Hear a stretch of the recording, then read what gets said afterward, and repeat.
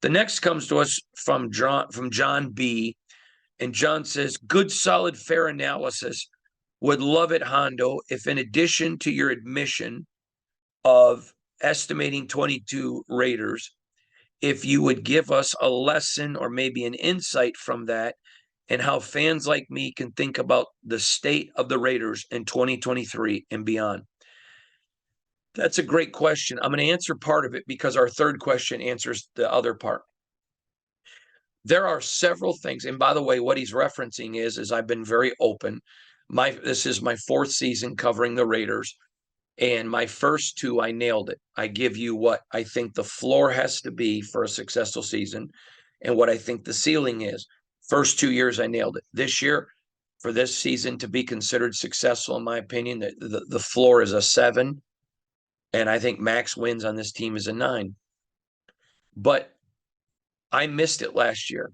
I said I thought the Raiders were going to go 12-5 and win the AFC West on the last game of the year. See, I don't mind putting out there when I miss it because that's being professional. That's not flaming me.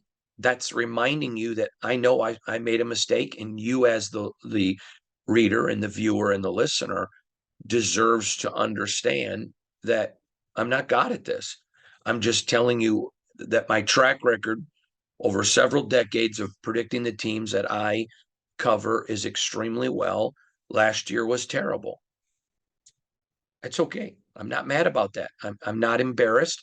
I did my very best, and I'm back doing it this year, where I say 7 is the ceiling, 7 is the floor, 9 is the ceiling, and I'm going to go with 9 this year. So the gentleman asked me, can you give us some insight? First of all, I temper anything I hear from inside a building. And that's not because teams will lie to me. I have very good relationships. It's because oftentimes the people that are closest to it are extremely optimistic. So again, when I get to Gladys's question next, I'm going to get into more on why I missed it last year, but I'm going to talk about some insight and some things I have this year. Okay. The Raiders, let's look at several positions. The defensive backfield last year was terrible. It is extremely improved this year. Marcus Epps was a great addition. You bring Brandon Facyson in and some other free agent corners. They weren't the only ones. You go out and get a Chris Smith. There's a lot that this team did bringing in new talent. The defensive backfield is going to be a competition. The defensive backfield for the Raiders, they may not have brought in a lot of sexy names. There isn't a Devin Witherspoon.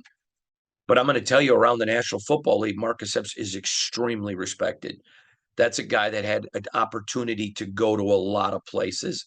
He chose the Raiders.